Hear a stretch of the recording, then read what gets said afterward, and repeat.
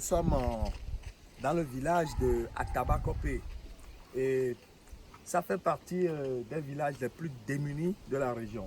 Alors voici l'école primaire publique, c'est-à-dire une école officielle reconnue par l'État.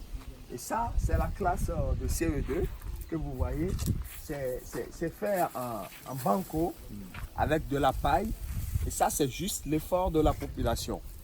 Et comme nous sommes dans une zone où la pluviométrie est importante, régulièrement, les salles de classe que vous voyez là s'écroulent.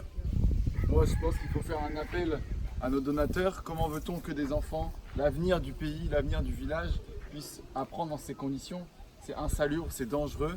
Donc il faut faire un geste pour les habitants de ce village. On lance un appel de détresse parce que on a bien dit que c'est en terre séchée là et tout, mais c'est très dangereux pour les enfants parce que en temps d'orage, en temps de grande pluie, vous voyez, c'est pas solide et donc ça s'écroule. Et il y a 4 ans un accident. Les enfants étaient sortis pour la récréation et la toiture s'est écroulée. Et c'était une grande chance parce qu'il n'y avait pas d'enfants sous la patame. Ils étaient en récréation.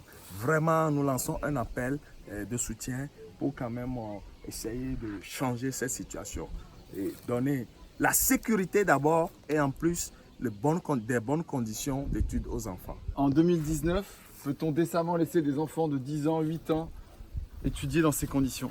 Regardons l'école construite en 2016 qui s'est déjà effondrée.